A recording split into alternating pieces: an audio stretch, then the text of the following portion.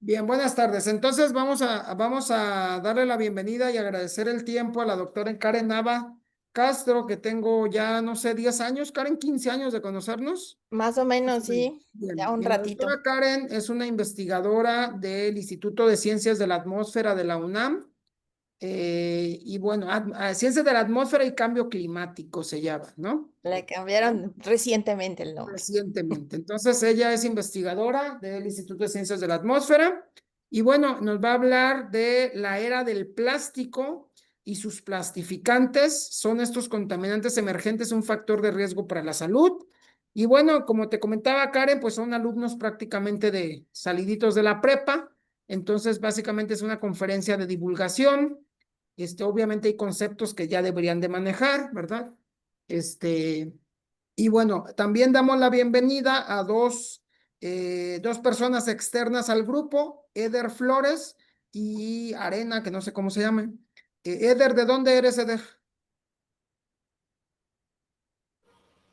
Del estado de Tlaxcala. Del estado de Tlaxcala. Ah, mira, bienvenido. ¿Y a qué te dedicas, Eder? Estoy haciendo una maestría, ¿En dónde? pensando de hecho, ¿En en dónde? el SIG, en el SIGE.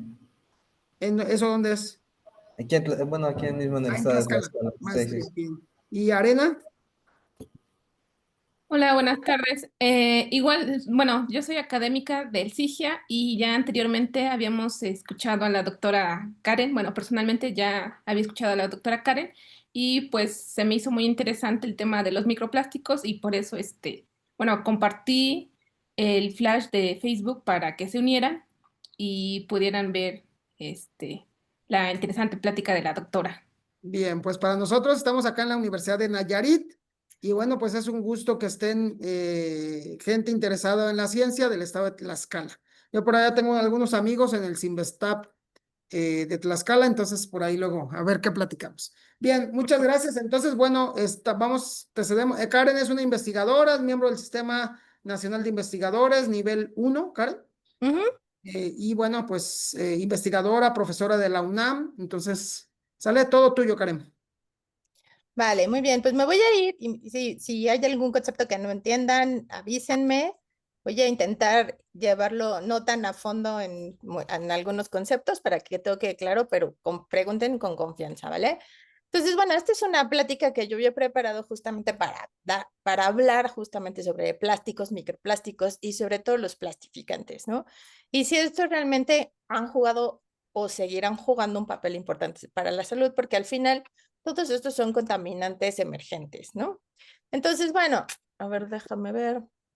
Sí, ya. Básicamente, el mundo los humanos, ¿no? Tenemos una larga historia con la contaminación, ¿no? Así un poco una breve historia, una breve reseña, ¿no? Tenemos antecedentes a donde desde el 400 antes de Cristo ya Hipócrates había planteado una teoría sobre una relación entre el aire y la salud humana, ¿no? En un texto que se llama Earth, Waters and Places, ¿no? Aire, agua y lugares. Eh, en China también, en China y la antigua Roma también ya tenían asociaciones previas sobre la calidad del aire y del agua y su salud, ¿no? Luego en 1273, finalmente, después de mucho tiempo de utilizar carbón como fuente de energía para calentarse, para cocinar, para todo, lo prohíben justamente por los problemas de salud que empezó a tener la población, ¿no?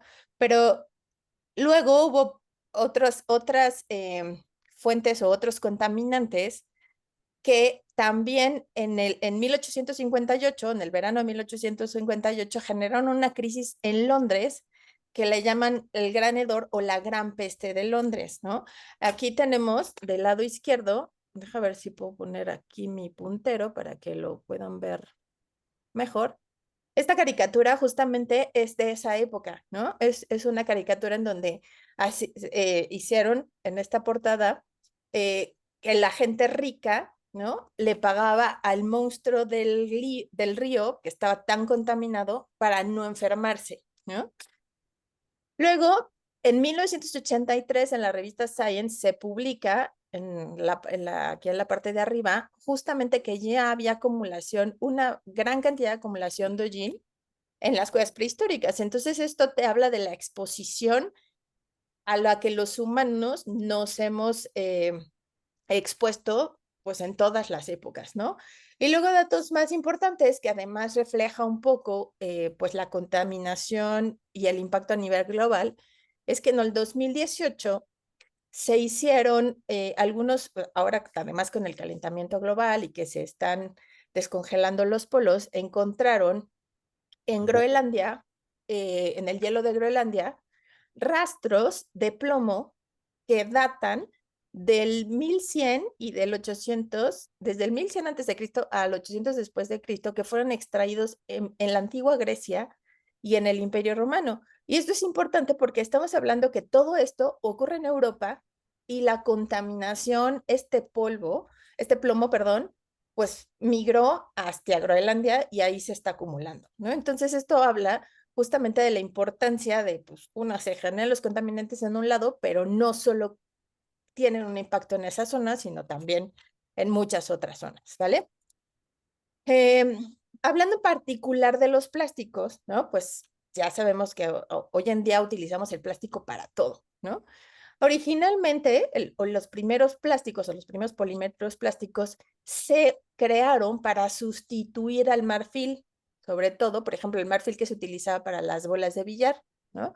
Entonces aquí este químico, el Wesley Hyatt, lo que hizo fue hacer una mezcla de celulosa vegetal con alcanfor y etanol, y esto empezó a generar un material que podía sustituir estas bolas de billar, pero además se utilizó, es el primer polímero, se utilizó para las cintas cinematográficas, las primeras cintas cinematográficas, ¿no? Este primer polímetro lo llamaron baquelita y estaba formado por fenol y formaldehído, se utilizaba fenol y formaldehído, ¿no? Luego, también tenemos una época muy importante, ¿no? La era del plástico nace después de la Segunda Guerra Mundial. En la Segunda Guerra Mundial, pues tú sabemos que pues la gente se veía en la necesidad de conservar sus alimentos.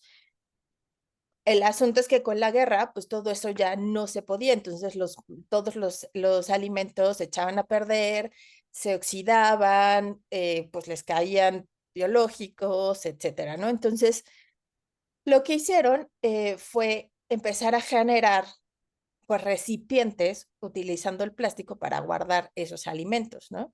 De tal manera que para agosto de 1955 tenemos un boom de, de los plásticos, ¿no? Y si ustedes lo ven en esta portada de Life, de que es de esa época, tienen aquí esta portada del No Throwaway Living. Y si se fijan aquí, pues básicamente es plástico en recipientes para echar para arriba, ¿no? Son plásticos de un solo uso, pues súper cómodo para las familias, ¿no? Rápidamente utilizaban un plato, lo tiraban y pues se ahorraban tiempo, dinero y esfuerzo, ¿no? Entonces, bueno, empezamos a generar una cantidad de plástico, que desde 1960 al 2000, la producción de plástico aumentó 25 veces. Y el problema no es producirlo, el problema es que se está acumulando, ¿no? Porque solo es menos del 5% de todo este plástico que se genera que realmente se puede o se reutiliza o se puede, de hecho, porque ahí sí hay plásticos que se reciclan, pero hay otros que no. Y eso es menos del 5%. Entonces, si se imaginan que todo lo que utilizamos tiene plástico, pues entonces estamos realmente generando una cantidad súper importante, ¿no? Y tenemos plásticos de diferentes tipos, ¿no? Entrada, pues tenemos los plásticos o los polímeros naturales. ¿Sí me escuchas? ¿Qué pasó, Iván? Sí, sí, adelante. Adelante. ¿Cómo? ¿Todo bien? Todo bien. Vale, muy bien. Entonces les decía, tenemos polímeros naturales como el almidón y la celulosa, y luego tenemos todos los sintéticos, que son todos estos que se han generado y que son derivados del petróleo, ¿no? Para generar estos polímeros, pues tenemos un proceso en donde estos monómeros se van uniendo de tal manera que podemos hacer estas cadenas largas, ¿no? ¿Cuál es la ventaja de estos? Que son maleables en caliente y son resistentes en frío. Y si se fijan, estos son todos los tipos de plásticos que utilizamos, y estos los vemos, ustedes si se fijan en las cosas que utilizan, pues tenemos PET, que es reciclable, el HDPE, el PVC, el polipropileno, el poliestireno y algunos otros. Si ustedes se fijan en las etiquetas de los empaques de bebés, van a ver estos símbolos. Entre más arriba en número, son menos reciclables. Entonces es muy importante. Y si se fijan, por ejemplo, acá tenemos toppers, utensilios de comida rápida, biberones, CDs, DVDs, que es de las cosas que más utilizamos. O sea, lo que más utilizamos es lo que menos se puede reciclar. Entonces, pues sí, es un pequeño problema. Ay, ay, ay, ¿cómo le pasa? Al siguiente. Vale. Pero ¿cuándo nos empezamos a dar cuenta de que el plástico es un problema? ¿No? Hoy en día sabemos que hay grandes islas del plástico en los océanos del mundo, ¿no? Uno de los más grandes es la isla del Pacífico, ¿no? Entonces, si se fijan, el tamaño de la isla, pues es una buena parte de la extensión de California o más, ¿no? De hecho, incluso, por ejemplo, aquí en este dato, tenemos que es 3 veces el tamaño de Francia, de esa isla de plástico. Pues, sin embargo, pues nosotros no solo, el plástico no solo está en la superficie, sino también se acumula hacia abajo. Entonces estamos viendo, o sea, nosotros visualmente no lo vemos la parte de arriba, pero hacia abajo se están generando muchísimos problemas, porque además, pues todos estos plásticos contaminan el mar, ¿no? Cambian la química del mar, impactan en los animales. Hemos visto muchísimas fotos, seguro han visto muchísimas fotos de peces, de tortugas, con estos plásticos atorados, ¿no? Aves marinas, ¿no? Y entonces, fíjense, son aproximadamente 1.8 billones de piezas de plástico lo que forma esta gran isla, ¿no? Y este dato es interesante. Los objetos o los plásticos más viejos datan de 1977. Entonces, imagínense todo lo que hemos acumulado. ¿Y por qué se acumulan en estas zonas? Pues básicamente porque las corrientes marinas lo que hacen es dar giros, ¿no? Entonces, las corrientes del norte y del sur se van juntando y entonces se van haciendo estos giros, y estos giros en los mares, pues básicamente hace un remolino que va acumulando la basura, ¿no? Entonces, a la fecha me parece que tenemos 7 islas de plástico en todo el mundo. Ahora, estos plásticos, estas botellas que nosotros usamos, las bolsas y todo eso, también se van erosionando o degradando, no en el sentido de que se eliminan, sino se van haciendo pequeñas, ¿no?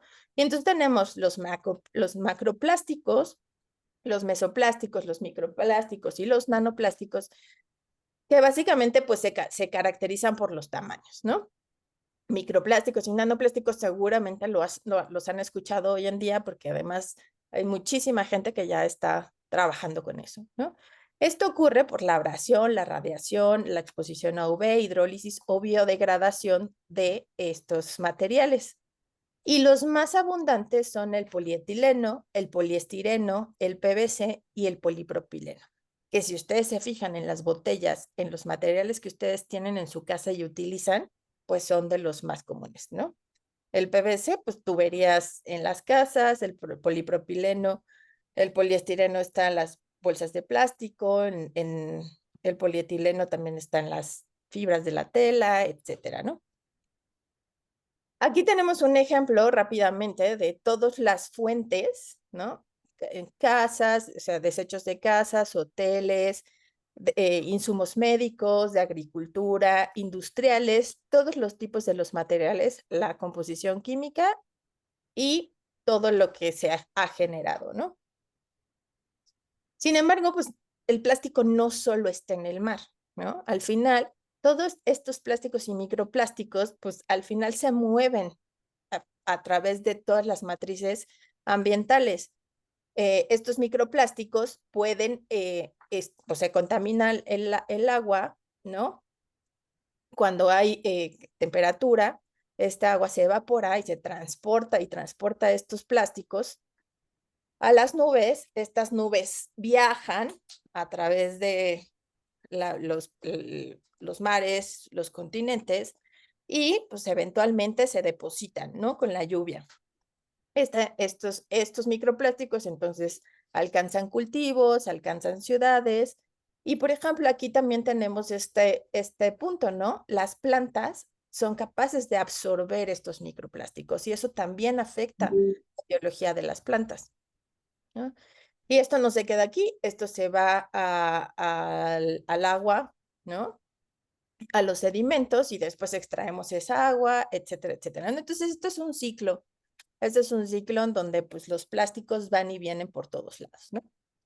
Ahora sí, ya se han estudiado más y bueno, sobre todo se ha estudiado en la parte de cuestiones marinas, ¿no? El efecto que tienen sobre aves marinas, sobre los peces, y más recientemente se han utilizado para ver qué es lo que pasa en los humanos. No me voy a meter mucho aquí en esta parte, pero bueno, como les digo, tiene riesgo acuático a la vida y en general al ambiente, ¿no? Pues fíjense aquí estos datos, ¿no? ¿Dónde los podemos encontrar en las cosas que nosotros utilizamos? Pues de entrada, donde hay mayor cantidad, pues es en el agua, sobre todo en el agua embotellada, ¿no? 5,000 microplásticos por litro. Evidentemente, pues también tenemos la cerveza, que pues tiene parte de agua y parte del proceso que lleva toda la tubería de hacer la cerveza, pues también tiene una buena cantidad. Justamente en peces, en moluscos, en ostras. ¿Por qué? Porque todos estos, se comen el plástico, los moluscos, las ostras lo que hacen es igual capturar estos microplásticos y los van acumulando y luego nosotros nos vamos a nuestro restaurante favorito y nos echamos nuestros camarones, nuestros ostiones y nos estamos echando una buena cantidad de microplásticos también, ¿no? Fíjense los datos de 39,000 a 52,000 microplásticos por persona anual en Estados Unidos, y no solo los ingerimos, también los inhalamos, ¿no? En algunos lugares, por ejemplo, como Irán, tienen 100 miligramos de microplásticos por día en estas personas, ¿no? Y sobre todo, hay un riesgo ocupacional. La gente que trabaja en la industria textil, como les decía, todas las telas que nosotros usamos, sobre todo las más elásticas, pues tienen un componente plástico. Entonces, pues al estar trabajando con la tela, al estar cosiendo, al estar cortando, todos estos microplásticos se liberan y pues la gente se súper expone, ¿no? Y así rápidamente, pues como les decía, nosotros inhalamos, ingerimos, también atraviesan en algunos casos a través de la vía dérmica, o por ejemplo, estás hospitalizado a través de las inyecciones, pues los insumos médicos son de plástico. Entonces los microplásticos se liberan y ya te los inyectaron, ¿no? Se absorben por el tracto respiratorio, el gastrointestinal, se acumulan en los riñones, en la piel, ¿no? Y todo esto genera una respuesta en el organismo, que lo voy a mencionar así por encima, que está caracterizada por la inflamación y por el estrés oxidante. ¿Qué es lo que pasa con estas dos respuestas? Pues que esto, al momento de ocurrir de manera constante, puede generar daño a los tejidos, ¿no? El organismo lo que hace es responder a lo que no conoce, a lo que no es propio, y eliminarlo. Pero el microplástico no es fácil de eliminar. Entonces se queda allí, nuestro sistema inmunológico, nuestro organismo sigue actuando, sigue actuando, sigue actuando, y luego ya hay daño a todo lo que está alrededor de ese microplástico. Y el riesgo de esto es que al momento de generar daño a nivel del DNA, del material genético, podría asociarse con el riesgo de desarrollar cáncer, ¿vale? Entonces, esto es una parte súper importante, ¿no? Pero yo les decía, bueno, además de los plásticos como tal y de los microplásticos, tenemos componentes asociados a estos polímeros que son los plastificantes. ¿Qué son los plastificantes? Básicamente son compuestos que lo que van a hacer es unirse a los monómeros, ¿no? En el polímero, y le vas poniendo allí los monómeros, este es del polipropileno, por ejemplo, y le vas metiendo estas moléculas que son plastificantes, ¿no? Que le llamamos en general aditivos. Pueden ser plastificantes, retardantes de flama, estabilizantes, etcétera, pigmentos, ¿no? Y entonces esto es lo que pasa, ¿no? Si esto es un polímero rígido, como el del PVC, cuando nosotros le ponemos estos plastificantes, pues lo que haces es modificar la estructura. Y entonces tú puedes tener este plástico muchísimo más flexible, ¿no? Sin embargo, la polimerización incompleta de estas cadenas también genera que estos plastificantes se liberen de esa matriz, ¿no? Porque ya sea porque están unidos, pero se liberan por hidrólisis, o no están unidos y simplemente se liberan, ¿vale? Nosotros nos enfocamos en bueno, les voy a hablar de dos en particular, o dos familias de plastificantes. Uno es los bisfenoles, en particular el bisfenol A, que segurísimo, ustedes lo han escuchado y lo han visto, botellas libres de BPA, BPA free, ¿no? Toppers, etcétera, ¿no? Y otros que no son tan famosos, pero que también están ganando mucha importancia, que son los eftalatos. En particular aquí es el dietilexchileftalato, ¿no? Este es el nombre en inglés, pero ambos son plastificantes. El BPA o los bisfenoles hacen que los plásticos sean duros y los eftalatos hacen que sean más flexibles, ¿no? Entonces, pues los vamos a encontrar. Voy a empezar con el bisfenol A, porque la historia empezó con el bisfenol A cuando estábamos trabajando con ellos. Y bueno, los decía, pues lo que hacen es generar resistencia, ¿no? En particular en plásticos duros. Se utiliza en lo que quieren: contenedores de comida, juguetes, recipientes térmicos, equipo médico, biberones, recubrimiento de latas, porque ayuda a la conservación de los alimentos. En las latas, todo esto que ven como blanquito o gris adentro de las latas, es un polímero que contiene bisfenol, ¿no? Y entonces les decía que pues este bisfenol se libera, y hay muchísima evidencia en donde dicen que migra de las botellas por ejemplo, de los bebés, al agua, a la leche, durante el calentamiento, porque esta liberación generalmente en el caso del bisfenol ocurre por cambios de temperatura o por cambios en la acidez de lo que está en contacto con ese plástico, ¿ok?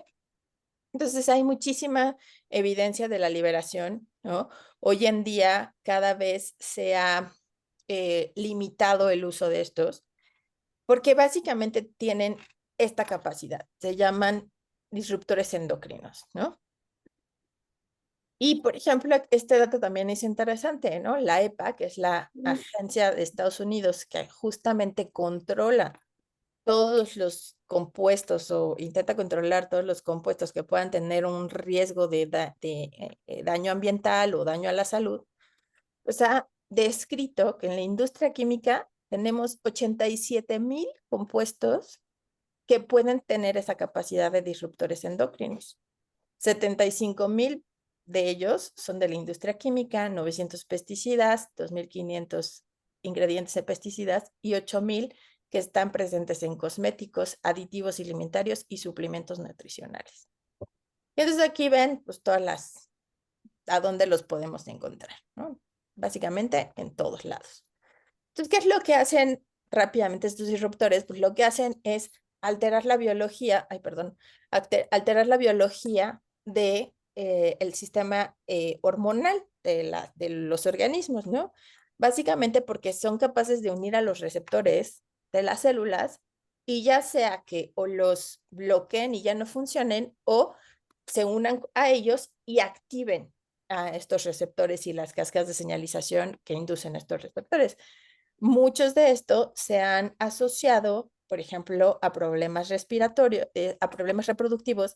Sin embargo, ahora ya sabemos que también afectan otros sistemas, ¿vale? Y lo que es muy importante es que cuando tenemos estadios en los cuales hay cambios importantes, por ejemplo, durante la gestación, durante la formación del feto, durante la maduración hormonal en los adolescentes, por ejemplo, en el embarazo, etcétera, pues son todavía etapas de mayor riesgo, ¿ok? Entonces, bueno, aquí rápidamente pues es una cantidad de, por ejemplo, de partes por millón o de nanogramos por mililitro, ¿no? Y fíjense que los números más grandes, ¿no? Lo tenemos en fluido amniótico, ¿no? En placenta, ¿no? Entonces, esto te habla pues justamente de la exposición, sobre todo, por ejemplo, de los bebés. Y es lo que te estoy diciendo, no solo mujeres embarazadas, ¿no? Todo esto, o sea, el bebé se está exponiendo a bisfenol que originalmente estaba en la mamá o a la cual la mamá se está exponiendo y le está llegando al bebé. ¿Ok? Entonces, pues esto es un problema importante. En diversos modelos animales, ¿no? Se sabe que la exposición en periodos críticos del desarrollo, por ejemplo, pues tiene efectos en la vida adulta y que son de largo plazo, ¿no? Puede tener maduración precoz en las hembras, alteración del ciclo reproductivo, cambios morfológicos por ejemplo, en la glándula mamaria, en los ovarios, en el útero.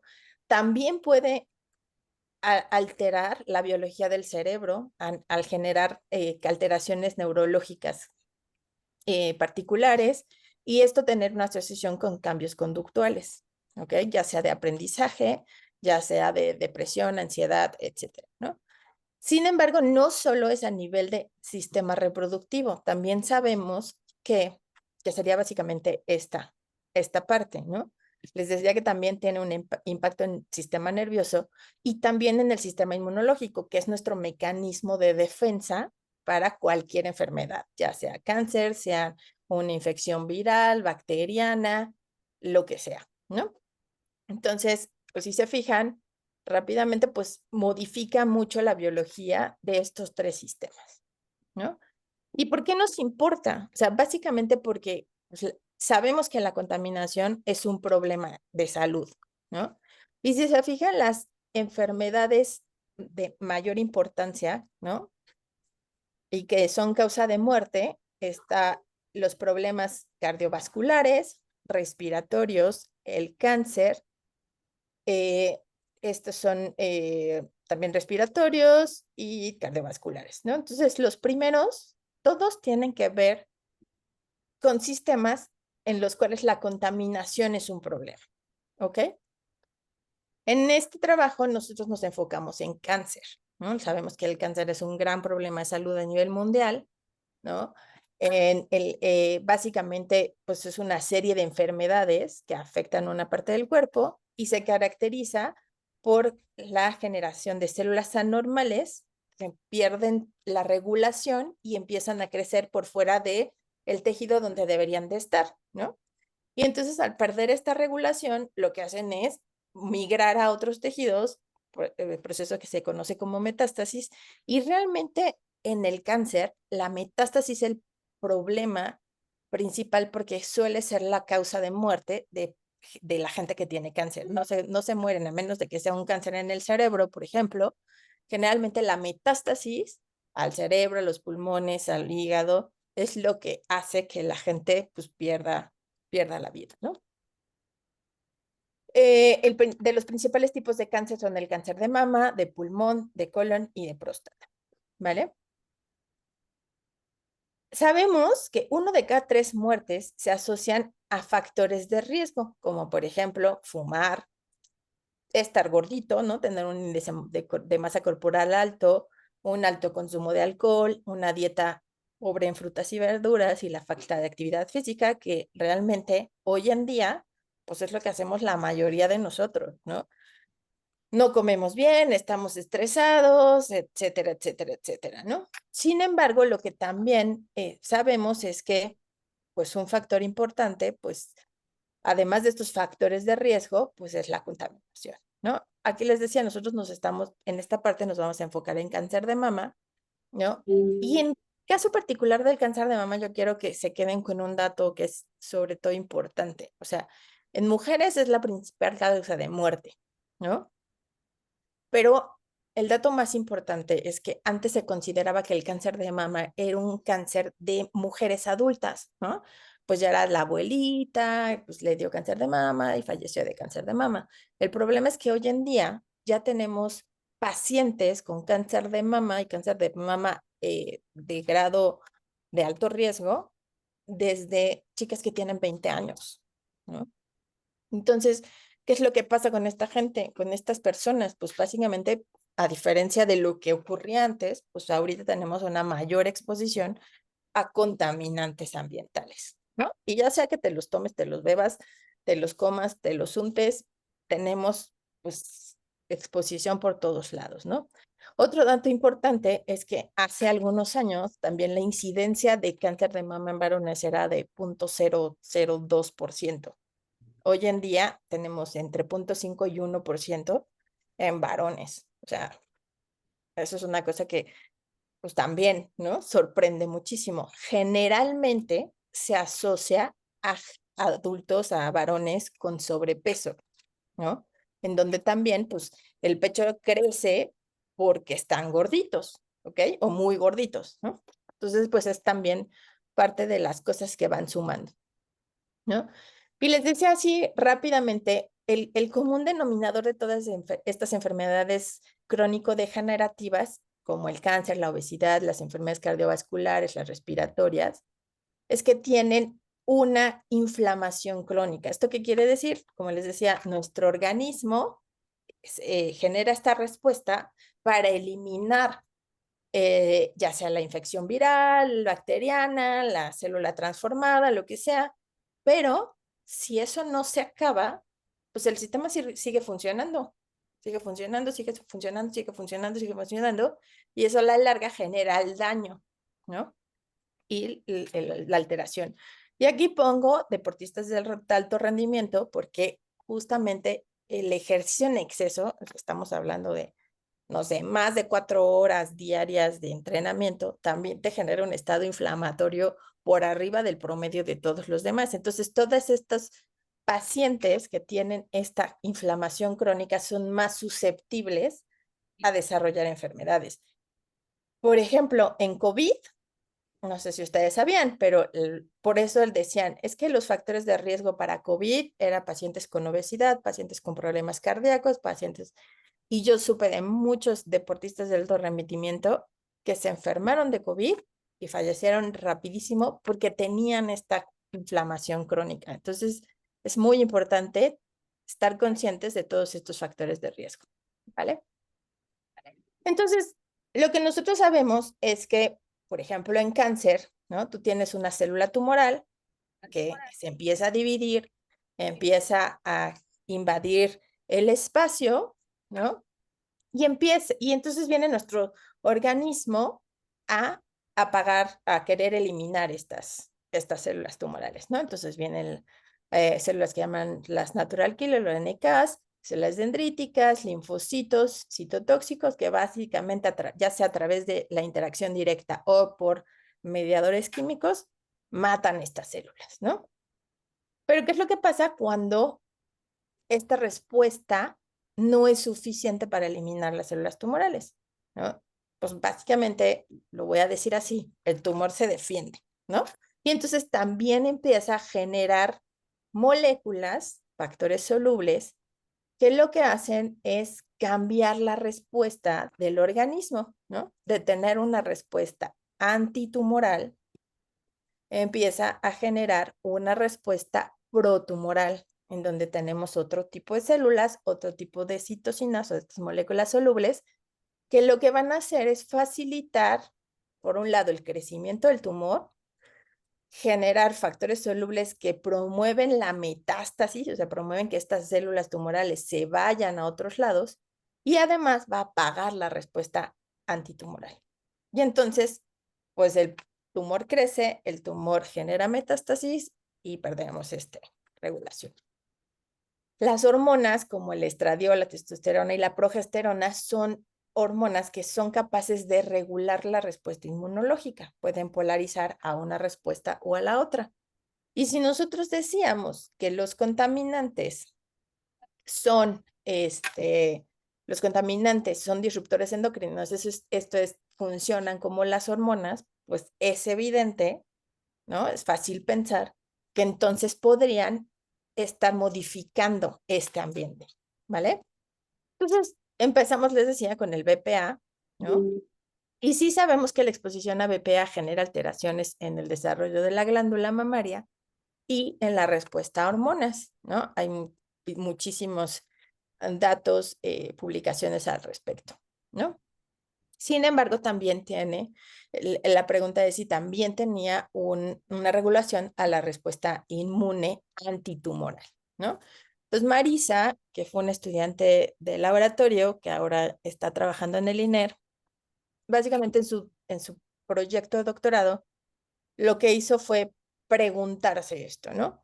¿Qué pasa cuando nosotros le administramos BPA al nacimiento a ratoncitos y luego le generamos el desarrollo de tumores? ¿Y qué es lo que va a pasar con la respuesta del organismo a esta, ¿no? Entonces lo que hizo fue inyectar a los ratoncitos con BPA al nacimiento, los dejó crecer, luego les inyectó una línea de células tumorales para que desarrollaran tumores y después de 25 días, que es el tiempo en el cual se toma, crecen los tumores, se sacrifican los ratoncitos y se midieron los tamaños de los tumores, se midieron citocinas y se hicieron evaluación de poblaciones celulares en los tumores, ¿vale? Así rápidamente, el dato más importante es que los ratones que habían sido administrados con el BPA al nacimiento, cuando crecían, no volvían a ver el BPA en ningún momento de su vida hasta, pues ya nunca más, ¿no? Solo al nacimiento. Los ratones tenían tumores más grandes, ¿vale? Esto estaba asociado a que se prendía la respuesta antitumoral, caracterizada porque había un incremento de células reguladoras, de estas que apagan la respuesta antitumoral, ¿no? Generando este ambiente permisivo, ¿no? También lo que vimos, o lo que vio ella, es que también había más metástasis al pulmón, ¿no? Estos son los intactos y estos son los ratones tratados con bisfenol, ¿no? Y la otra cosa que se buscó en los tumores fueron las citocinas, ¿no? Entonces tenemos citocinas antitumorales y protumorales, y básicamente las que están más incrementadas, por ejemplo, que las vemos aquí, en rojo, esto, lo que nosotros vemos aquí, es la citocina, ¿no? Entonces, si se fijan, en algunos, sobre todo en interleucina 10, en interleucina 4, interleucina 6 y TNF-alfa, tenías muchísima más cantidad en los ratones tratados. Esto quiere decir que había más citocinas que estaban facilitando el crecimiento del tumor. Y esta otra, que es el VEGF, que les decía en la otra diapositiva, que es uno de los factores que promueve la metástasis.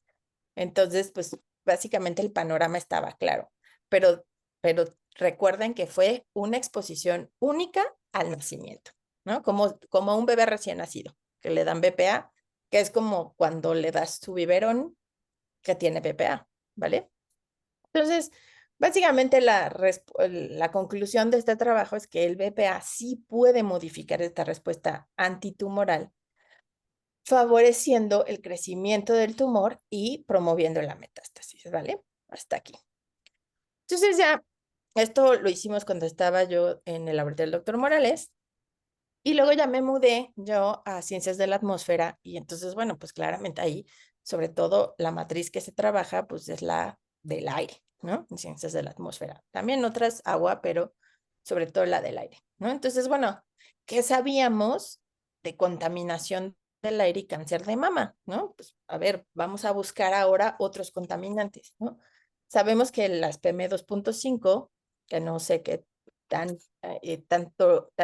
exposición tengan allá en Nayarit, pero nosotros aquí tenemos todos los días y durante muchas veces al año contingencia porque se incrementa mucho la concentración de partículas que son clasificados como carcinógenos tipo 1 por la Agencia de Cáncer en Estados Unidos, ¿no? Y esto porque están asociados a unos compuestos que son los hidrocarburos aromáticos policíclicos, que también son disruptores endocrinos.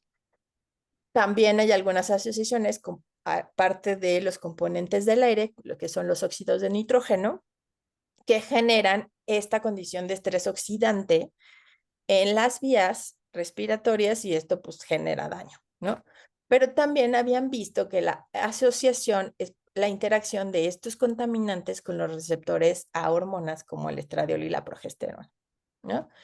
Entonces, si esto es una partícula PM2.5, pues tenemos carbono orgánico, sales minerales, nitratos de amonio, sulfatos de amonio, carbono, pero también tienen asociadas a estas partículas otros compuestos orgánicos, como alcanos, hidrocarburos aromáticos policíclicos, quinonas, aldehídos, ácidos grasos, etcétera, y eftalatos en grandes cantidades. Entonces, de todos estos, tanto los hidrocarburos aromáticos policíclicos como los eftalatos, pues son los que tienen capacidad de disruptores endocrinos. Entonces nos fuimos a preguntar qué es lo que está pasando con esto, ¿no? Ahora, los eftalatos no solo no los respiramos, ¿no?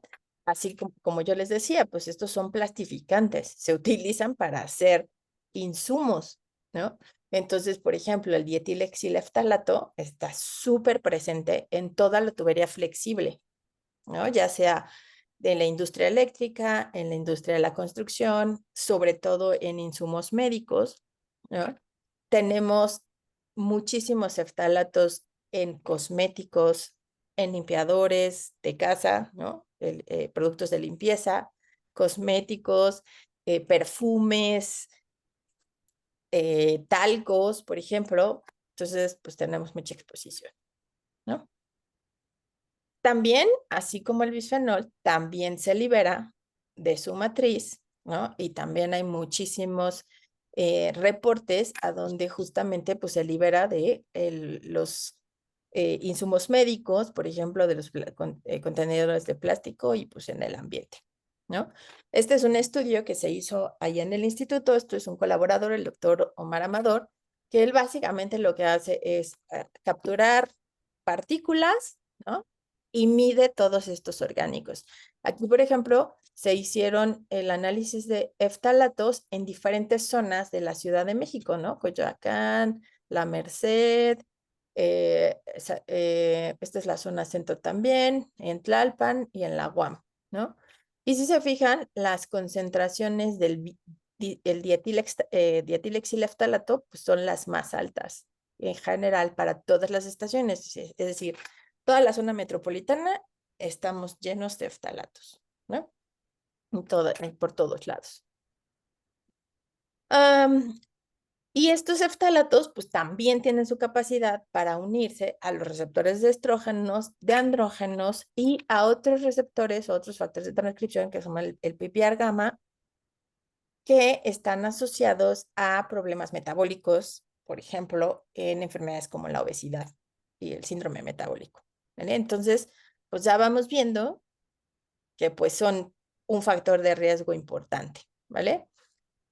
Entonces sabemos, así por cuestiones, por asociaciones epidemiológicas que tienen relación con alteraciones a nivel reproductivo, esto es modificación a los órganos reproductivos, sobre todo de varones, pero también en mujeres, a diferentes tipos de cáncer, ¿no? Y a, por ejemplo, en problemas respiratorios se asocia a problemas de asma o de alergia, ¿no?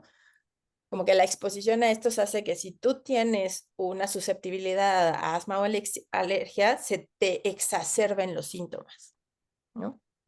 Y esto es en adultos y la exposición neonatal o prenatal y sus consecuencias cuando estos bebés crecieron y entonces ahora se exponen a sus retos antigénicos, ¿no?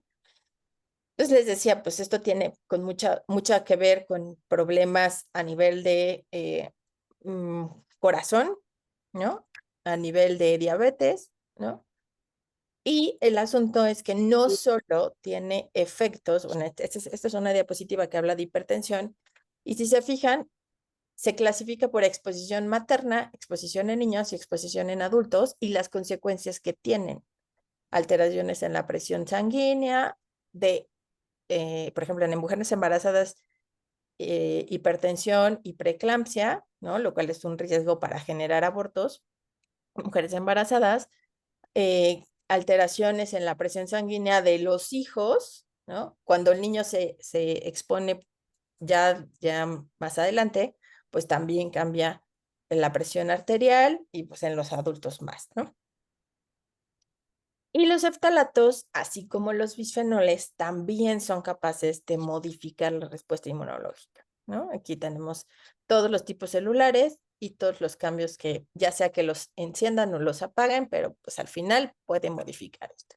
Entonces, pues la pregunta es, ¿podrían los phtalatos, así como el BPA, modificar la respuesta en cáncer?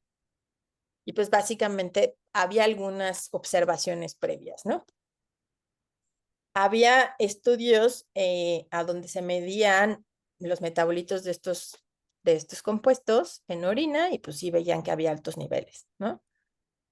Se había asociado problemas de fertilidad, de hiperplasia de la mama, o sea, alteraciones en la formación de la mama, ¿no? Y, por ejemplo, se habían visto altos niveles de otro eftalato, que es el dibutilftalato, en tumores positivos para el receptor a estrógenos, ¿no? Entonces, pero sin embargo, todavía, pues así como mecanismos no estaban muy bien definidos, ¿no? Entonces, nosotros hicimos ahora en el proyecto este que estamos jalando ahorita, que todavía tenemos muchas preguntas por contestar, es, pues, ¿cuáles son los mecanismos moleculares y celulares que están involucrados en el desarrollo de tumores mamarios inducidos por eftalatos, ¿no? Entonces, lo que hicimos fue dividir el estudio en estudios in vitro, esto es, con líneas celulares derivadas de la mama o estirpes inmunológicas, o sea, células del sistema inmunológico, y ver qué pasaba cuando nosotros los poníamos en presencia de estos eftalatos, ¿no? Entonces veíamos si se dividían más, si se morían, si había daño genotóxico, es decir, daño al DNA, si migraban o se generaban, perdón, en estas líneas tumorales de mama, si había mayor migración, que se asociaría a metástasis, y también hicimos perfiles moleculares, ¿no? ¿Qué tanto cambiaba en las proteínas de esa célula? Luego nos fuimos a hacer el modelo de ratón, que es básicamente lo mismo que hicimos con el de Marisa, nada más que aquí hicimos una modificación, ahorita se las platico, y vimos igual el desarrollo de los tumores, la respuesta inmune, la evaluación de la metástasis y las firmas moleculares de estos tumores. Y a nivel de pacientes, lo que hicimos fue con colaboradores de varios hospitales, fue obtener suero de pacientes, bueno, ya fueran controles, o sea, que no tenían cáncer de mama, o pacientes ya sea que tenían en ese momento cáncer o sobrevivientes de cáncer de mama, y lo que medimos fue los niveles de estos clasificantes en el suero de estas mujeres, ¿no? Y también tenemos la intención de hacer estos perfiles moleculares. Entonces, bueno, rápidamente, cuando nosotros metíamos estas dos líneas celulares, que estas se parecen a unos tumores que son los CR positivos, que no son tan agresivos, y luego teníamos esta otra línea celular que se parecen a los tumores de cáncer de mama, que son los más agresivos de todos y los de peor pronóstico, y los pusimos en presencia de dietilexilftalato y el dibutilftalato, que son los que les dije que estaban súper presentes en todos lados, ¿no? Lo que vimos es que no se modificaba, aquí no les muestro esta figura, pero no modificaba la proliferación, ¿no? Es decir, las células no se dividían más. Entonces, pues en principio no tendrías por qué tener tumores más grandes. Sin embargo, lo que vimos cuando hicimos estas firmas moleculares es que se prendían mecanismos en estas células que promovían la respuesta protumoral, ¿no? A través de las células reguladoras, ¿no? Inhibían la apoptosis de estas células, o sea, no se morían. No se dividían más, pero no se morían tanto, ¿no? Luego, en el modelo de ratón, pues hicimos lo mismo. La única diferencia que nosotros hicimos con el BPA, es que ¿se acuerdan que les dije que el BPA se lo administramos una sola vez al nacer? En este caso, la administración la hicimos como un poco más parecida a la realidad. Se lo dimos a las mamás cuando estaban en la etapa de gestación y durante todo el tiempo que los ratones estaban siendo amamantados, ¿no? Los dejamos crecer a las ratoncitas y les inoculamos la misma línea celular y así hicimos básicamente los mismos estudios que hizo Marisa, ¿ok? Aquí, ¿qué es lo que vimos? Pues en el caso del DHP, no vimos incremento en el tamaño de los tumores, ¿no? Si se fijan, aquí están los controles, los vehículos y los tratados. Sin embargo, lo que sí vimos es que a nivel de pulmón e hígado, que son los tejidos a donde la metástasis ocurre en cáncer de mama, teníamos lesiones macroscópicas, una mayor cantidad de lesiones en los ratones que fueron tratados, tanto en hígado como en pulmón, ¿no? Aquí no se ve mucho por las fotos, pero cuando fuimos a hacer la histología, aquí lo que nosotros vemos es que los ratones tratados con DHP tenían mayor celularidad. Esto es lo que decir que tenían más células de todas estas que están aquí, ¿no? Estas flechitas que vemos aquí están viendo los neutrófilos, los monocitos y fibroblastos en esta parte que no se ven en los controles, ¿ok? En el pulmón veíamos básicamente lo mismo. Teníamos un mayor infiltrado de neutrófilos, monocitos y células cebadas, ¿no? Y estas células cebadas son importantes porque también, al igual que los macrófagos que pueden jugar tanto del lado de la respuesta antitumoral como a la protumoral, ¿no? Pueden cambiar su papel, ¿no? Pues las tenemos muy presentes en estos ratones, ¿no? Igual en el hígado, también teníamos más células cebadas y células mononucleares. Y pues digamos que cuando hicimos la búsqueda de estas células que están participando en la respuesta antitumoral, pues aquí no vimos diferencias en qué células había en los tumores, pero sí vimos, o sea, no encontramos, no había diferencias entre las células que estaban presentes. Sin embargo, sí había diferencia en los factores solubles o en las citocinas que estas células estaban generando. Tenían una mayor cantidad de interleucina 1 beta, de CXL10, de interleucina 6, interleucina 10 y P10, que todas estas citocinas están asociadas justamente a la respuesta protumoral. Y si se fijan, otra vez, el VEGF, que está asociado a metástasis, ¿no? Entonces, no cambiaban las células, pero sí cambiaba lo que estaban produciendo, ¿ok? Y en los perfiles proteómicos de estos tumores, lo que hicimos es que parte de las proteínas que se generaban estaban relacionadas con estrés oxidante, que como les decía, es parte de esta inflamación crónica y este daño que puede ocurrir en este tipo de enfermedades que son crónico-degenerativas. Y cuando nos fuimos a buscar los tumores, ¿qué es lo que pasaba en los pacientes? Pues igual también vimos que si se fijan, estos son los tumores, yo les decía, las MSF7 son como los ER positivos. Estos son los HER2, que no tienen receptor a estrógenos, pero tienen este otro factor, que también son de peor pronóstico que los ER, pero no tan malos como los triples negativos, ¿no? Las HCC son parecidos a estas que yo les decía. Y si se fijan, aquí tenemos el dietilexyleftalato, el dibutileftalato, el dietilexyleftalato y el butilbencileftalato, que es otro eftalato. Nosotros todos nuestros estudios los hicimos con el DHP. En este caso no encontramos diferencia entre controles y pacientes, pero fíjense las escalas. Y tenemos DHP en nanogramos por mililitro, ¿no? 6,000 nanogramos por mililitro. Eso es muchísimo. O sea, esto nos habla de la exposición crónica a este plastificante, ¿no? Todos, o sea, todos, controles y pacientes, tenemos altos niveles de DHP corriendo por la sangre, ¿vale? Pero otros dos plastificantes, el dibutileftalato y el butilbencileftalato, fueron los que estuvieron más bien asociados a estos tumores de peor pronóstico, con niveles súper altos. 10,000 nanogramos por mililitro. Son 10 microgramos por mililitro. Esos son 800 kilos circulando por tu sangre, ¿vale? Luego nos regresamos a la parte in vitro para ver qué es lo que pasaba con los macrófagos. ¿Se acuerdan que les decía que los tumores habíamos encontrado una mayor cantidad de monocitos, macrófagos y células cebadas? Nos fuimos a estudiar los macrófagos con líneas, lo que hacíamos era obtener sangre de ¿cómo se llama? De los bancos de sangre del INER. Esto lo hice mientras estaba yo en el INER antes de llegar al CCA.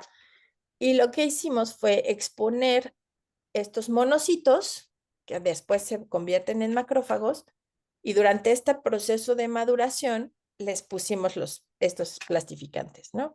Y analizamos pues, la función de estas células, ¿no? Los macrófagos lo que hacen es fagocitar, es decir, se comen, por ejemplo, bacterias que están invadiendo, por ejemplo, ahí, o células tumorales, lo que hacen es comérselas, hacerlas cachitos, y luego estos cachitos los presentan a células efectoras, que son los linfocitos T, y los linfocitos T ahora sí pueden actuar sobre esas células tumorales, por ejemplo, ¿no?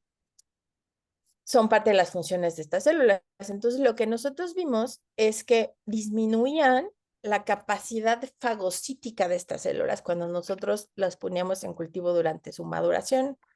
También modificaban la presentación antigénica, el procesamiento antigénico y la presentación antigénica. Esto es activación de estos linfocitos T, ¿no? Y cuando nos fuimos a ver qué es lo que estaba pasando con estas células, o sea, por qué bajaba toda esta capacidad, lo que vimos, y se ve muy claro aquí, estos son los macrófagos ya diferenciados, es decir, de ser células muy redonditas, siendo monocitos, las pones en cultivo y se expanden, ¿no? Se estiran. Eso es un macrófago, este es el fenotipo de un macrófago. Y si se fijan, con estos plastificantes no alcanzaban esa maduración, ¿no? Entonces, pues claro, si no alcanzan esa maduración, pues no son capaces de ejercer ninguna función.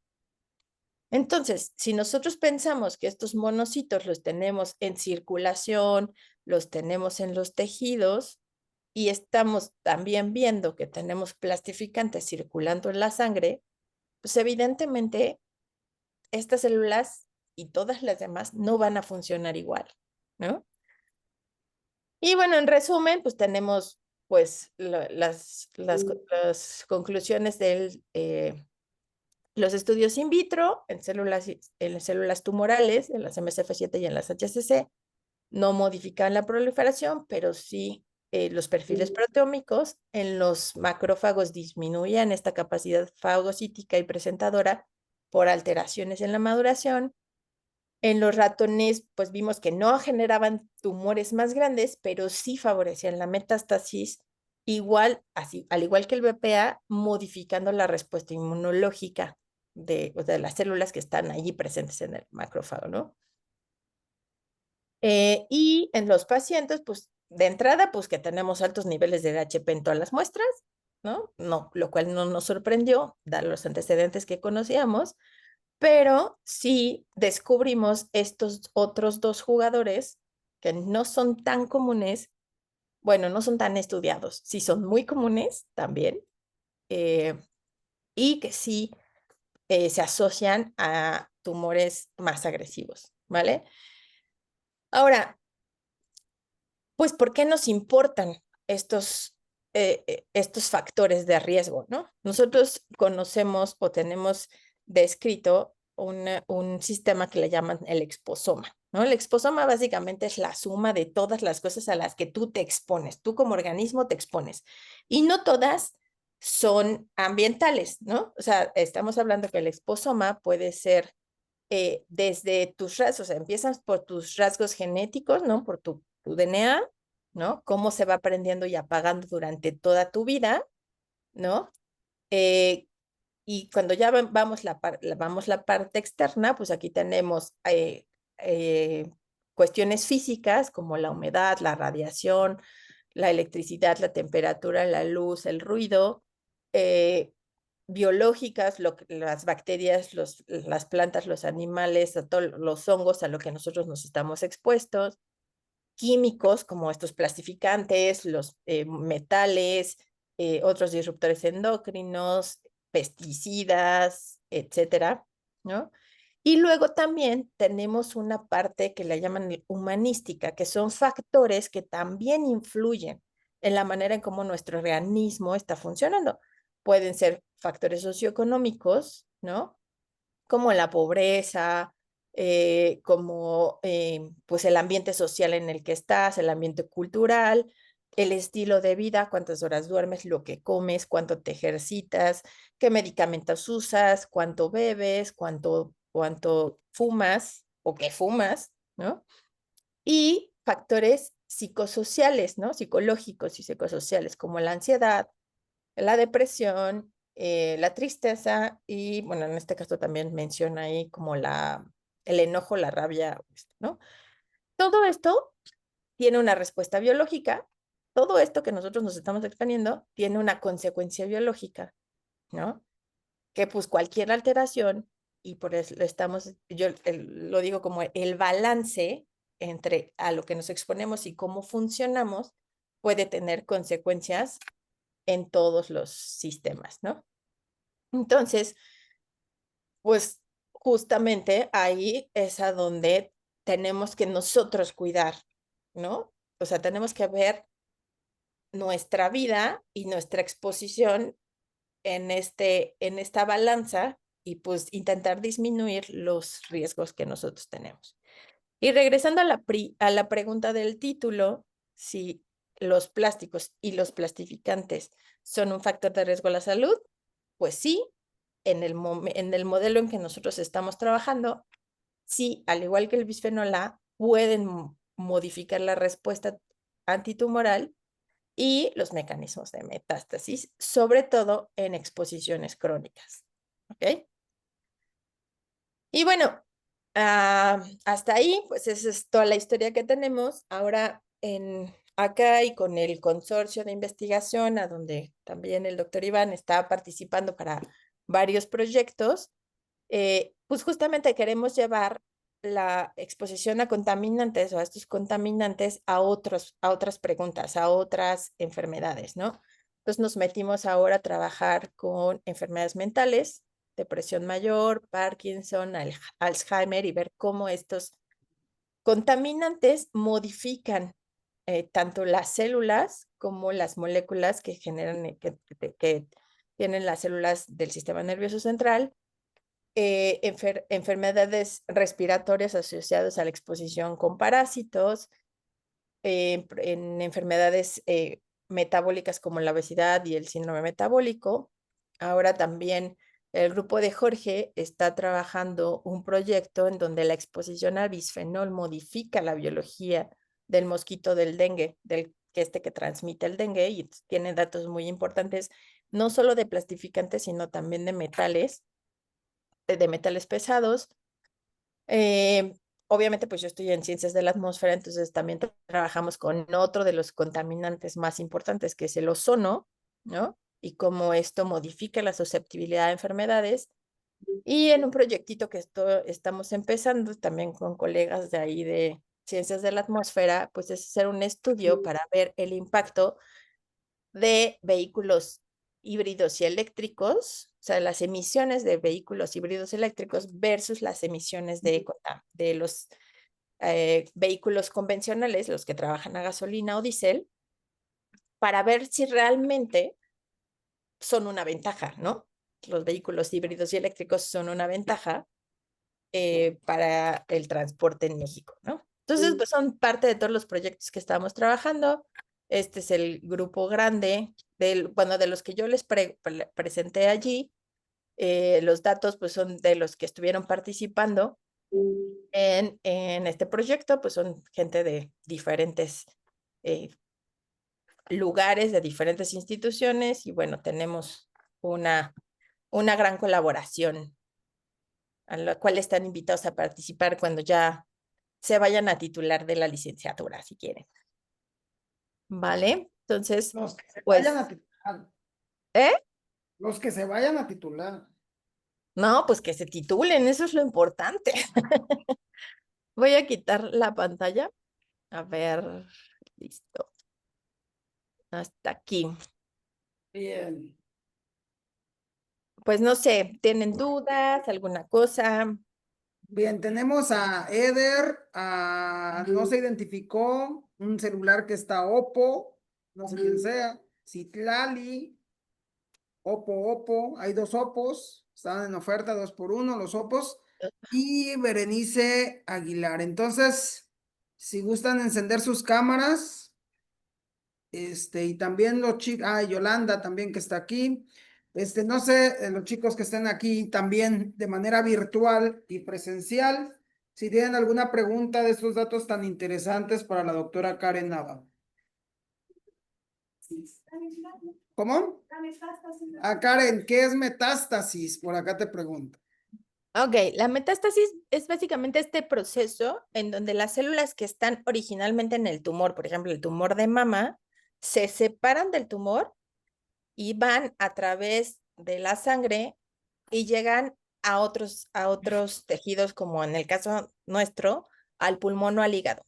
Y entonces llegan a invadir ese otro tejido y empiezan a generar, se empiezan a dividir y empiezan a generar daño. No se forma como tal un tumor sólido como el de mama, pero sí va invadiendo todo el tejido del pulmón o todo el tejido del hígado.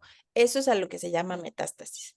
Cada tipo de tumor, por ejemplo, el cáncer de próstata, por ejemplo, hace metástasis a hueso, por ejemplo. Entonces, los pacientes que desarrollan cáncer de próstata, los varones que desarrollan cáncer de próstata, casi siempre fallecen porque se invade la médula de los huesos y entonces pues igual ahí ya pues tienen muchísimo dolor, ya pues, se fracturan muy fácil, las células del sistema inmunológico que se producen en el hueso pues también ya se dejan de producir y entonces eso les genera ser más susceptibles a otras enfermedades y así, o sea, cada tipo de tumor tiene blancos metastásicos, tiene tejidos a los que estas células se van. ¿Te quedó claro? ¿Cómo te llamas? ¿Beatriz qué? Beatriz González. ¿Sí quedó claro, Beatriz?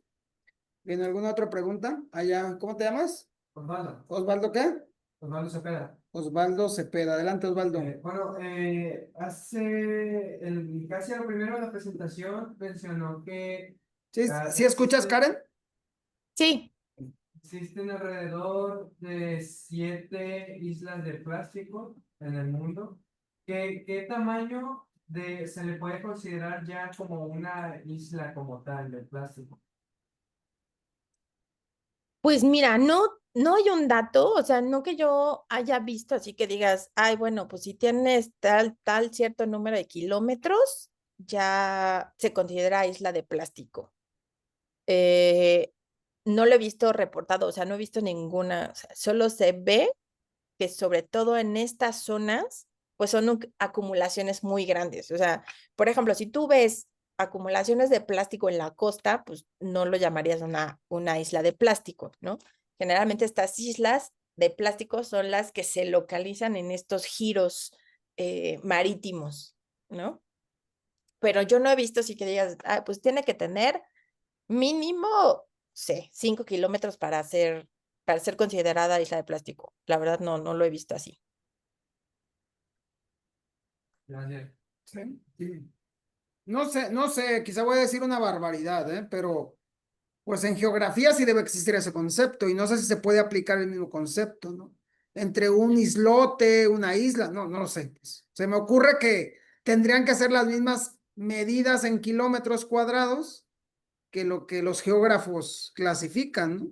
Clasifican, pues sí, no, la verdad no sé, voy a preguntarle a los expertos en Sí, hay que preguntarle a algún esta geógrafo, ¿no? área. ¿Cuándo es un islote? Exacto. ¿Cuándo es una isla? No sé, algún geógrafo debe Ujú. ser. Pero me imagino que debe ser eso. Lo que sí es que lo que dice la doctora Karen es que hay imágenes satelitales, pueden buscar en Google imágenes satelitales de las islas de plástico y pues son impresionantes, pues la cantidad de plástico que está en el mar, ¿no? Y en esas fotos es lo que ves por encima, pero te digo, Sí, hacia sí, lo que abajo, claro. Sí, sí, ¿no? Lo ves. lo que se ve es la punta del iceberg, ¿no? Pero hacia abajo Exacto. debe haber varios metros o kilómetros de plástico más Ujú, viejo, seguramente. así es. ¿Nombre? Génesis Pérez. Génesis Pérez. Adelante, Génesis. Pues es que comentó que hay muchas formas de consumir los microplásticos. No. O sea, en la miel, en el agua embotellada, pero alguna recomendación para consumirlos menos, ya sea microplásticos o BPA. Con vidrio, Karen, ¿no? Pues sí, justamente. O sea, lo Vi- mejor es no utilizar botellas de plástico, no usar recipientes de plástico. O sea, lo menos que puedan utilizar de plástico, ¿no? Si van al súper, llévense su bolsita de tela. O sea, por ejemplo, desde el papel, por ejemplo, tú vas al súper, ¿no? Y tú compras la carne en tu charola de aluminio y envuelta con este film, ¿no? De plástico, ¿no? Pues ese film tiene plastificantes, ¿no? Por eso es flexible, ¿no? Entonces, pues es un poco difícil, ¿no? Yo el día que di esta plática en el instituto les decía, la verdad es que también la vida hoy en día para muchos de nosotros, pues es a lo rápido, ¿no? O sea, por eso fue un boom el plástico, porque te facilita la vida. Yo les decía, justo ayer compré nuggets para darle de lunch a mis hijos, ¿no? Y compras el paquete y viene en un topper de plástico, ¿no? Y adentro los nuggets vienen en una bolsa de plástico, ¿no? Entonces, pues, claro, o sea, a ver en qué rato yo me voy a conseguir el pollo, la pechuga, preparo los nuggets, los empanizo, los hago, cuando pues voy a tope todos los días, ¿no? Pero bueno, o sea, al final, pues lo que puedan utilizar de menos, ¿no? Por ejemplo, de estos recipientes que está viendo ahí Iván, ¿no? Pues hay abajo, muchos de esos dicen BPA free, phthalates free, ¿no? Y bueno, como bisfenoles y ftalatos, pero también hay muchos otros contaminantes, los PFOs, los PFOAs, que están presentes en el teflón por ejemplo, los sartenes, de las ollas, que también se liberan a los alimentos cuando se calientan, ¿no? Entonces, pues la verdad es que tenemos una exposición a mezclas súper importante y que todos estos pues se han asociado a problemas metabólicos y de este tipo, ¿no?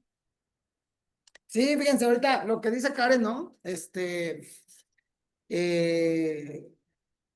Desafortunadamente, a veces es una cuestión socioeconómica, ¿no? Pásame ese topper, ese cosa. Y pásame aquello, que ese sí es topper. Y miren, aquí hay 3 de esos botes que están tan de moda, ¿no? Ujú. Pues no sé cuánto, este sí es de esta marca tan famosa, ¿no? Pero este seguramente es mucho más caro. Claro. Que sí es, protege la vida, seguramente este sí es BPA free. Pero es que para empezar, estos son ¿ese es de plástico o es de metal? ¿No, pobre? Sí, adentro tiene metal, es aluminio. Ok, Entonces, vale. Entonces adentro tienes aluminio. En principio, no pues sé cuánto puede costar esta cosa, pero ¿qué les gusta? sí, no sé allá en Nayarit, pero por ¿100 ejemplo pesos? acá en 100 el metro de pesos. la Ciudad de México, Este exacto, Es Tupperware. O sea, es marca, Tupperware, es sí. Tupperware, 100 pesos. No sé, ¿no? Se lo regalaron, ¿no? En algún concurso en la playa, seguramente. Y que seguramente sí es más caro, no sé, o sea, es de mayor calidad, inmediatamente se ve. Y ese, pues sí, no está consumiendo plástico. Pero fíjense, usted lo traen en el sol, ¿no? En el transporte Exacto. público, o sea, el agua se calienta. A lo mejor lo dejan un día en la casa y al día siguiente nomás lo rellenan y hay restos de agua. O sea, a veces sí es necesario, no sé si invertirle porque realmente lo que dice Karen es cierto, pues a lo mejor comprar un bote de estos, pues no es la diferencia porque estamos agarrando el celular, la tablet, o sea, estamos rodeados de plástico. Lo que sí es que cuando compren algo, ahora que vayan al supermercado, chequen dónde están los botes estos y van a encontrar algunos botes que dicen BPA free o libre de BPA.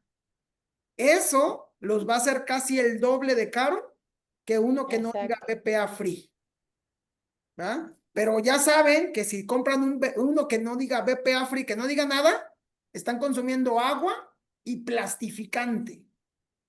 En cambio, si dicen Y uno que microplástico. dice BPA free, están consumiendo agua sin BPA. ¿Sale? Ahora, depende de dónde venga el agua. Fíjense lo complejo, depende de dónde se venga el agua, porque a lo mejor en su casa compran un garrafón de esos de 20 litros, anduvo el que reparte De agua, plástico. y ustedes nomás lo rellenan en un bote BPA free, pero van a agarrar agua que ya trae BPA porque ya pasaron el agua durante. Entonces, bueno, pues nada más es más que nada, no es, Es concientizar, ¿no? es Es exacto, es concientizar. concientizar y que ustedes que son estudiantes de biomedicina, pues que sepan qué significa BPA free, ¿no? Que hay muchos BPA free o libres de BPA si está en español, pero que sepan que, y a mí lo que me preocupa, no sé si alguien más quiere preguntarle. Bueno, la otra cosa también, Iván, Adelante, adelante. justamente además también que sepan que lo que dice BPA Free, pues sí, puede ser que esté libre de BPA, Pero puede pero tener como les BPS. decía, ahora puede tener BPS, que BPS todavía no está regulado como el BPA, ¿no? O sea, el BPA ya está súper prohibido. Los phtalatos, por ejemplo, en Europa ya los prohibieron, pero aquí no tenemos ninguna legislación y la verdad, difícilmente también son cuantificables, o sea, no están fácilmente, por ejemplo, como el monitoreo que hacemos atmosférico acá para ver ozono, para ver partículas, ¿no? O para ver metales en agua, en aire, en lo que sea. O sea, los métodos para cuantificarlos son caros, son complejos y implementarlos de cara a una legislación, pues no está tan fácil. A lo mejor no es que no nos importen como gobernantes, no es que no les importe, pero sí implica inversión, tiempo, dinero y esfuerzo y personal calificado para poder realmente aterrizar eso en política pública, ¿no? Entonces, Pero es que, perdón Karen que te interrumpa, pero es que, ujú, o sea, mientras no haya conciencia social en la población, claro, no hay ley que valga. Por ejemplo, yo creo que los muchachos y los que están conectados, pues saber que no es bueno utilizar bolsas de plástico de esas que dan en el súper, o sea, plásticos de un solo uso, de un ¿verdad? solo uso. Pero luego se convierte en una tontería, porque bueno, una cosa es que vas al súper y te venden bolsas de lana o bolsas de tela, ¿no? Te la venden en 10, 20, 30 pesos, dependiendo del súper a donde vayas. Y bueno, entonces ahí es importante que haya conciencia que cuando vas al súper, pues lleves tu bolsa de tela para que no compres y no Ah, consumas claro, bolsas que luego se convierten y los tiras a la basura, porque además ya no están tan delgaditas que no sirven para otra cosa más que para llegar a tu casa. Pero luego hay tonterías como te dicen, vas al súper y te dicen, ¿quieres bolsa? Y te cuesta 1 peso y te dan la misma bolsa que antes era gratis. claro. Entonces se convierte en una tontería realmente, porque entonces ahora compras la bolsa que antes era gratis, ahora te la venden argumentando que cuidan el ambiente, Así es. ¿verdad? Entonces, si ustedes que son estudiantes no tienen esa conciencia, pues entonces nadie más la va a tener. ¿Ah? Entonces, alguien, Y de cara, sí, ajá, sí, sí, dile, adelante. BPA y DEHP. Que ¿cuál es la diferencia entre el BPA y el DHP? pues mira, básicamente sus estructuras son distintas. O sea, el bisfenol A son dos anillos unidos. Los bencenos, eh, los derivados Ajá, del los benceno. anillos de benceno. Y en el caso de los eftalatos, más bien es un anillo con colas que, dependiendo de qué tan largas son, pues es más pesada la molécula. Y como les decía, hay muchísimos eftalatos, como también hay muchísimos bisfenoles. Pero básicamente son diferentes estructuras químicas que se unen a los plásticos para darles este comportamiento flexible o duro. Sí, básicamente. Y algo que también decirles que en el laboratorio de la doctora Karen y de Jorge Morales, pues han estudiado por años el BPA, pero ya como ya dijo, hay BPS, ¿no? Los billetes Esos Sí, los billetes tickets que están de moda, no traigo billetes de 50 pesos, pero los billetes de 20 del pesos y ajolotito. de 50 pesos son de plástico. Sí, antes eran de papel, ahora lo hicieron de plástico. Entonces, cada que agarramos un billete, estamos agarrando BPA, ¿verdad? Y por ejemplo, los tickets, estos tickets que te imprimen, o los del cajero, que son papel térmico, ¿no? Terrible, No terrible. tienen BPA, pero tienen BPS y un montón, ¿no? Aquí, Entonces tú, el pues, otro día fui a Sam's, aquí en Tepic, y desde hace algunos meses dejaron de dar tickets reutilizables. Es decir, antes sacabas el ticket, pagabas, lo metías a la maquinita y yo supongo que ese ticket lo reutilizaban. Ahora te dan un ticket, lo pones en la máquina y el ticket tú lo tiras. lo tiras. Sí, O y sea, ese que es impresión térmica, digo, es es- la que tiene muchísimo BPS. Entonces, sí, lo que no tiene A tiene BPS, lo que no tiene DHP a lo mejor tiene DBP, o sea, porque evidentemente pues van regulando unos y pues la industria tiene que meterle otra cosa, ¿no? O sea, al final, pues, la industria, estos jóvenes ya no se lo imaginan, pero no siempre hubo plástico. O sea, antes ibas a comprar un litro de leche y te daban en botellas de vidrio litro de leche, ¿sí? Antes comprabas una bolsa y eran bolsas de papel. Y como ya dijo Karen, por ahí de los años 40, 50, pues se inventó un maldito químico, inventó la baquelita. Y entonces dijeron, pues ya, o sea, todo va a ser más fácil, ¿no? todo va a ser más fácil, exacto. Y es que sí, a ver, vean su salón y digan dónde hay plástico. Todos lados, ¿no? Aquí en su escritorio, su silla, bueno, esos pies, ¿no? El aire acondicionado, o sea, todo tiene plástico. Su ropa, Su sus ropa. lentes. Y ahora nos preguntamos, ¿por qué habrá tanto cáncer? Dicen las mamás. Es que antes no Sí, había o sea, por tanto ejemplo, cáncer. una de las cosas, yo sé, seguramente se han dado cuenta, ¿no? O sea, ahora la edad a la cual las niñas se empiezan a arreglar, pues no sé, antes era 14, 16, luego empezaron a bajar a 12. Ahora hay niñas de 9, 10 años que ya empiezan La menstruación. sus ciclos menstruales, ¿no? Igual se desarrollan más rápido. O sea, esto es al final por toda esa exposición. O sea, antes decían, no, es que a las vacas les dan hormonas para que, Clenbuterol. clenbuterol para que engorden más rápido y entonces te chutas el clenbuterol en la carne. Pero ya no solo eso. Y lo importante también de de este tipo de compuestos es que puede ser que las consecuencias que yo tengo ahorita, ¿no? Vienen desde la exposición de mis abuelos en los 50. O sea, la consecuencia, mi abuela se expuso, mi mamá le tocó consecuencias, pero las consecuencias pueden ir hasta los hijos o los nietos o bisnietos incluso. O sea, yo como mamá me expongo y el daño lo pueden tener mis nietos o mis bisnietos, ¿no? Entonces, todo lo que nosotros vemos hoy en día también es el acumulado de la exposición que tuvieron nuestros papás.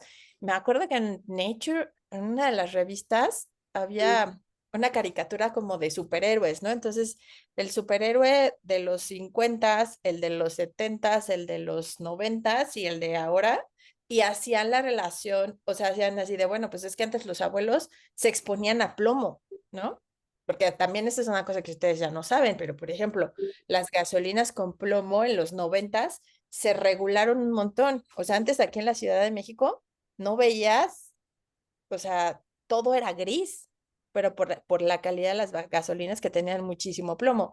Le quitaron el plomo a las gasolinas y entonces ahora mejoraron la calidad de las gasolinas, pero ahora tenemos otros contaminantes, ¿no? Y entonces ese plomo se lo respiraron los abuelos, luego tuvieron mis papás y ahora yo y mis hijos y así, entonces vamos acumulando, ¿no? O sea, como les digo, o sea, no es solo lo que tú te expones, sino lo que ya traes hacia atrás y lo que tú estás heredando. Exacto. Sí, sí, sí, sí, sí, sí. Pues no sé, ¿hay otra pregunta? ¿Cómo te llamas? Francisco. Francisco. En la investigación donde expuso a los razones a DHP se menciona que hubo un incremento en la respuesta peritumoral o algo por el estilo. ¿Qué significa eso? En la respuesta que es permisiva, de la que le permite al tumor crecer o generar metástasis. La protumoral, le llamamos protumoral. ¿Otra pregunta? ¿No? Si estamos tan expuestos a los plásticos, es posible que en un futuro todos tengamos cáncer. No, Karen contesta. Pues justamente eso, lo que les decía del exposoma, o sea, depende de todo tu contexto. O sea, aquí en la Ciudad de México, por ejemplo, todos estamos expuestos al mismo aire y no todos desarrollamos cáncer de pulmón o problemas cardiovasculares, ¿no? O cáncer de mama, o cáncer de colon, o cáncer, ¿no? O sea, no es que por ser expuesto a la contaminación vas a tener cáncer, ¿no? Sino ahí se suman lo que les decía yo del exposoma, todos los factores de riesgo, los que ya conocemos, la alimentación, la falta de ejercicio, el uso de tabaco, el estrés, otras exposiciones a factores, a virus, bacterias, o sea, siempre tiene que haber como, pues es la sumatoria de cosas, Para la ¿no? Tus exposición, factores para la genéticos. Evidentemente, y lo que yo les digo, y todas las pláticas que he dado, y casi me dicen así, es que es casi como el Doctor Doom, ¿no? O sea, nos planteas un panorama súper malo. Le digo, pues justo, no es que yo quiera plantear un panorama súper malo, sino nada más hacernos conscientes de que todo esto a lo que estamos expuestos influirá en la manera como respondemos. Entonces, si yo tengo antecedente en mi familia, que mi abuela tuvo cáncer de mama, mi mamá tuvo cáncer de mama, o fue diabética, o mi abuela, o problemas de tiroides, o cualquier cosa, ¿no? Alergia, asma, cualquier antecedente podría hablar de una susceptibilidad genética. Pero aún con esa susceptibilidad genética, si tú no te expones a ciertas cosas, pues puede ser que nunca desarrolles cáncer o obesidad o diabetes, ¿no? Siempre es la sumatoria de cosas. Entonces, lo importante es ser consciente, ¿no? Si yo tengo susceptibilidad, si yo tengo la herencia genética, pues mira, cuido mi alimentación, hago ejercicio, me estoy haciendo chequeos frecuentes, ¿no? Para evitar justo el desarrollo a largo plazo, ¿no? O sea, esa conciencia es lo que tenemos que tener en mente, ¿no? Pues del autocuidado y de saber quiénes somos, cuál es nuestra herencia y hacia dónde vamos. Sí. ¿Alguna te pregunta? ¿No? Bien. Pues es muy, de verdad es muy preocupante todo lo que nos dijiste, Karen, ¿no? Porque al final me encantó tu diapositiva donde dices, es que el problema es la exposición crónica. Pues es que todos estamos expuestos crónica, o sea, no hay exposición aguda al plástico. Ah, no, ya O sea, no. todos estamos expuestos desde antes de nacer. Así es. O sea, ya desde que somos fetos, ya hay exposición a BPA. Exacto, sí. A BPA, hay bisfenoles y metales y Y que un montón de cosas. Entonces, además, súmanle la huella genética que cada uno trae, ¿no? La huella genética que cada uno trae, más la exposición y más la exposición transgeneracional. O sea, ¿qué tan sanos fueron nuestros bisabuelos? ¿No? La verdad es así es. que, pero bueno, a ver, ¿cuál es la solución? Como dijo la doctora Karen, ¿cuál es la solución? Pues si ya sabemos que vivimos en un mundo contaminado, si ya sabemos que estamos expuestos a un montón de cosas y todavía no estamos conscientes de eso, pues entonces ahí es donde está el problema. Es decir, si vivimos en un mundo contaminado, pues hay que promover una mejora en la calidad de vida, ¿no? Exactamente. En la calidad Hacia de afuera y vida, hacia adentro, ¿no? Hacia el hacia ambiente, afuera y hacia ambiente. y hacia Y esta nosotros mismos. licenciatura, Karen, si recordarás, alguna vez te platiqué de ella, la Ujú. licenciatura en biomedicina ambiental, que por cierto fue idea de tu marido en algún momento, ¿no? Sí. Biomedicina ambiental translacional. Translacional. Entonces, pues realmente, si estos muchachos no están conscientes de eso, pues nadie va a estar. Nadie. Así, justo. Sí, el trabajo, la concientización tiene que ser desde abajo, ¿no? Porque Entonces, difícilmente vamos a convencer a los políticos de hacer algo. yo creo, si tú estás de acuerdo, vamos a dejarle una tarea a los muchachos. Ok. Que lleguen ahorita a su casa, abran la alacena de su mamá y le tiren todo lo que tiene plástico. Y nos van a odiar las mamás, pero por lo menos que se fijen lo que hay. Que le Y tiren estamos todo, hablando, no, pues por lo menos que se fijen, o sea, que se por lo menos fijen que se- latas, que se fijen recipientes, ¿no? Ahorita que dijo Toppers, latas, botellas, a veces compramos comida champú. enlatada. A veces decimos, esta es comida, viene enlatada. Abran una lata de sardina, de frijoles, de lo que sea, y adentro hay un recubrimiento plástico. A pesar de que la lata sea de metal. ¿Por qué lo hicieron así? Así es. Porque antes las latas se oxidaban. Entonces, para evitar la oxidación, dijeron, pues hay que ponerle plástico. Claro, pues sí. Pues ahora las latas ya no se oxidan, hay una mayor vida de anaquel del producto, pero pues consumimos plástico. Entonces la tarea es llegar a su casa, abrir la alacena y tirar todo. Y ya nos comentan cómo les fue. Sí, ya, ¿Sale? ya Bueno, vamos Karen, a tener reclamación de sus papás, pero bueno. Mira, muchísimas te digo, por lo gracias. menos que revisen las etiquetas, Por lo menos ¿no? que... Del shampoo, del perfume, de sus cosméticos, de la crema, el talco, lo que tengan en la alacena, al menos para que se den cuenta de todo lo que hay, ¿no? Bien, De todo lo que estamos ahí muy bien. puestos, Pues ¿va? muchísimas gracias, Karen. Gracias por ¿De dedicarnos. qué? Pues Citlali, cuando, Saraí. Citlali, ¿tú también eres de Tlaxcala? Pues, ¿a quién es? Citlali. ¿No? Buenas noches. Sí, también soy de Tlaxcala, de la Ah, bien. Autónoma de Tlaxcala. De la Autónoma de Tlaxcala. Bueno, pues un gusto, Citlali. Estas sesiones las vamos a tener todos los viernes a las 5 de la tarde, hora de Nayarit, 6 de la tarde, hora de Tlaxcala. Entonces, para que si gustas, si tienes tiempo, pues igual que tus compañeros se sigan conectando. Sí, muchas gracias por la invitación. Sale, saludos. Muchas gracias, Karen. Te hago llegar tu constancia y nos vemos en Chihuahua. sí, ¿No? sí, sí, ¿Ya por allá nos estás vemos, listo? Bien, ¿vale? saludos. Gracias. Nos vemos en Claro, Chihuahua pronto. Hasta luego. sale. Ay, saludos a todos, chicos. Bye. Bye.